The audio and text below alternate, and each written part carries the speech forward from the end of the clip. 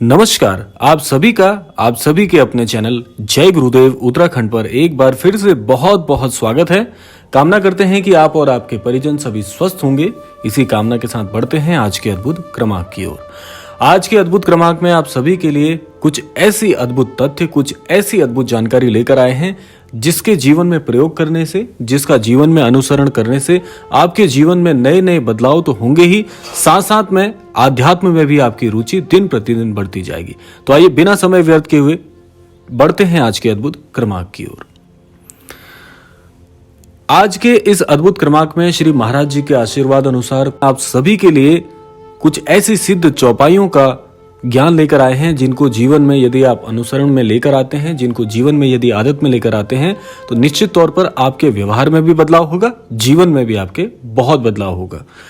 हमारे सनातन के हिंदू धर्म में चौपाई, दोहा और श्लोक आदि का विशेष महत्व रहा है।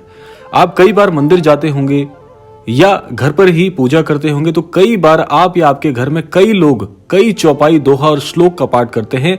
इन्हीं में से कुछ ऐसी सिद्ध चौपाइयां हैं जिसको कि जीवन में जब आप लेकर आते हैं, जिनका नियमित रूप से यदि आप पाठ करते हैं, अध्ययन करते हैं तो आपको जीवन में बड़े ही महत्व और बड़ी सारी सिद्धियां भी प्राप्त हो जाती हैं। तो आइए ऐसी ही कुछ सिद्ध चौपाइयों को आपके लिए बताते हैं।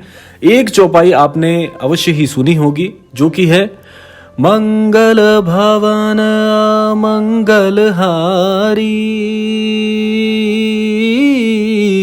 द्रवहु सुदशरथ अजर बिहारी राम सिया राम जय जय राम। अब इस चौपाई को यदि आप अर्थ सहित समझते हैं तो इसमें आपको क्या ज्ञान मिलता है, अर्थात जो मंगल करने वाले और अमंगल को दूर करने वाले हैं वे दशरथ नंदन श्री राम जी मुझ पर अपनी कृपा करें। ये चौपाई इतनी सिद्ध है कि यदि आपके घर में, आपके कार्यस्थल में या जहां पर भी आप निवास करते हैं उस स्थल पर नियमित रूप से यदि ये सिद्ध चौपाई का पाठ होता है, इसका गायन होता है और इसका नियमित रूप से यदि इसको पठन या पाठन किया जाता है तो आपके जीवन में, आपके घर में सदैव सुख समृद्धि का आगमन तो होगा ही, साथ साथ में आपके घर में आने वाली जितनी भी अनिष्ट घटनाएं हैं उन सारी अनिष्ट घटनाओं से भी आपको छुटकारा मिलता है। तो इसको अपने गृह स्थान पर इसका पाठ होना बड़ा अनिवार्य है। अगर आप इसको जीवन में लेकर आते हैं तो ये चौपाई आपके लिए बहुत कुछ परिवर्तित कर सकती है। इसके अलावा एक बात आप जानते ही हैं कि इस सृष्टि में हमें वह सब कुछ मिलता है जो हमारे भाग्य में, हमारे प्रारब्ध में और हमारे कर्मों के अनुसार लिखा होता है। तो इसी से संबंधित अगली चौपाई है कि होई वही जो राम रचि राखा को करे तर्क बढ़ावे साखा राम सिया राम जय जय राम। अब इसका अर्थ क्या है कि जो भगवान श्री राम जी ने पहले से ही रच रखा है होगा वही, और हम सभी के तर्क करने पर, हम सभी के उस घटना पर बात करने, वार्तालाप करने से हमें कुछ हासिल नहीं हो सकता, क्योंकि हमारा प्रारब्ध हमारे द्वारा या हमारे जीवन में आने वाली घटनाओं को पहले ही प्रभु श्री राम जी की कृपा से लिखा जा चुका है। अब इस चौपाई को यदि हम इसका ज्ञान अगर अपने जीवन में लेकर आए, बहुत से लोग इस चौपाई में अपने अपने तर्क रखते हैं। हालांकि इसी चौपाई में कहा गया है कि हमारे तर्क करने से कुछ नहीं होगा, भाग्य में सब कुछ पहले से रचित है। अब इसमें कई सारे लोगों का मत होता है कि जब सब कुछ पहले से ही रचित है तो फिर हमें कर्म करने की आवश्यकता क्या है। और इस बात को आपने श्रीमद् भगवद गीता में भी इसका आपने अध्ययन अगर किया हो तो आप इसको बहुत साफ साफ बताया भी गया है कि कर्म बंधन से कोई भी मुक्त नहीं है। जिस भी व्यक्ति ने इस धरा पे जन्म ले लिया है वे कर्म बंधन के अंतर्गत आ गया है। अर्थात हमें अपने जीवन को बदलने के लिए कर्म तो करना ही होगा और जो हमारे भाग्य में लिखा है वह तो हमें मिलेगा ही मिलेगा। लेकिन कर्म यदि आपके अच्छे होते हैं तो अच्छे फल आपको प्राप्त होते हैं और कर्म यदि विपरीत होते हैं तो विपरीत फल आपको प्राप्त होते हैं। इसलिए कर्म सदैव करते रहना चाहिए और फल की इच्छा हमको बिल्कुल नहीं करनी चाहिए। तो ये दोनों बातें एक दूसरे से जुड़ी हुई हैं। अब इसके अलावा और भी बहुत सारी सिद्ध चौपाइयां हैं। उन्हीं में से एक है कि धीरज धर्म मित्र अरु नारी, आपद काल परखिए चारी। राम सिया राम जय जय राम। अर्थात बुरे समय में ये चार चीजें, ये चार बात, इनको सदैव परखा जाता है। वह है बुरे समय में आपके धैर्य की परीक्षा, जो कि ईश्वर भी समय समय पर लेते हैं। यानी कि बुरे समय में यदि आप धैर्य खो देते हैं तो उस परीक्षा में आप अनुत्तीर्ण हो गए हैं। तो इसलिए धैर्य सदैव बना के रखना चाहिए। आपके सबसे घनिष्ठ मित्र की परख आप सदैव बुरे समय में कर सकते हैं। जैसे कि अगर आप जीवन में, मित्रता तो हर किसी से हो सकती है, तो आप जानते ही हैं कि जीवन में आपके भी यदि कोई बहुत घनिष्ठ मित्र हैं तो आपके बुरे समय में आप उसकी परख कर सकते हैं कि वह मित्र, वह अमुक मित्र आपके साथ खड़ा है या नहीं है।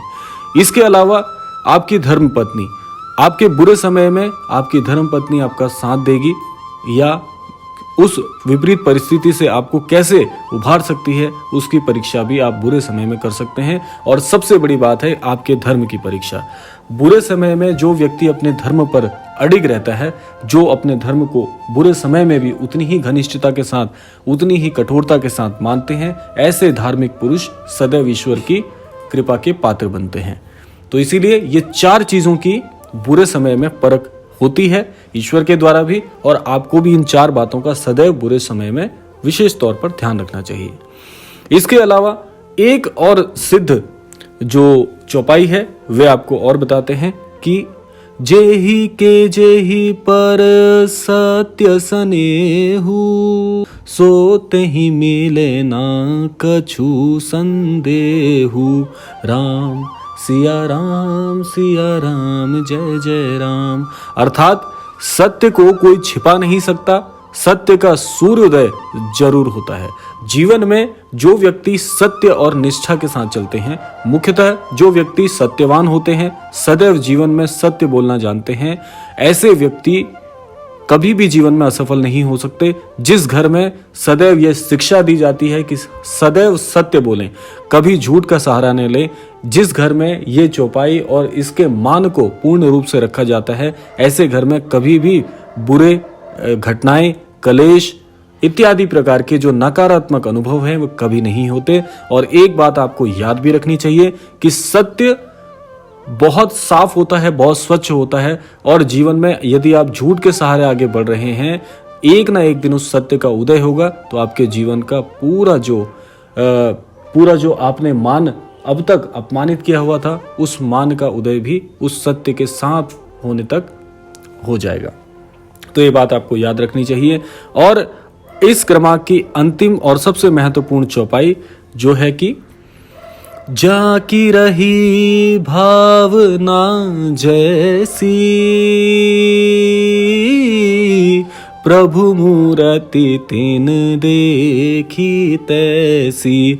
राम सिया राम जय जय राम। अर्थात जिनकी जैसी प्रभु के लिए भावना है, जिनका प्रभु के लिए जैसी श्रद्धा और आस्था है, उन्हें प्रभु उसकी रूप में ही दिखाई देते हैं। अर्थात जिस रूप में, जिस स्वरूप में, जिस प्रकार से, जितनी भावना से, जितनी श्रद्धा से आप ईश्वर का पूजन करते हैं, उनकी आस्था करते हैं, उसी प्रकार से, उसी स्वरूप में ईश्वर एक ना एक दिन आपको अवश्य प्राप्त होते हैं। तो इसीलिए अपनी भावना को सदैव शुद्ध रखिए, ईश्वर के प्रति बहुत घनिष्ठ आस्था रखिए, क्योंकि इस जीवन में आपके लिए सबसे महत्वपूर्ण ईश्वर का आशीष है, जो कि आपके जीवन पर बना रहना चाहिए। और उसके लिए आपकी श्रद्धा, भक्ति और ईश्वर की शिक्षाओं का जीवन में अनुसरण होना परम आवश्यक है। जितने भी अनन्य दर्शक महाराज जी से जुड़ने के लिए प्रयासरत हैं या महाराज जी से जुड़े हुए हैं, उनको महाराज जी की शिक्षा को अवश्य जीवन में शामिल करना चाहिए, अनुसरण करना चाहिए, दूसरों को उसके लिए प्रेरित करना चाहिए, क्योंकि इस जीवन में आपके द्वारा किए गए सत्कर्मों का ही साथ आपके लिए अंतिम श्वास तक जाता है। और आपके लिए भी और आपके परिवार के लिए भी ये चौपाइयां इतनी महत्वपूर्ण है।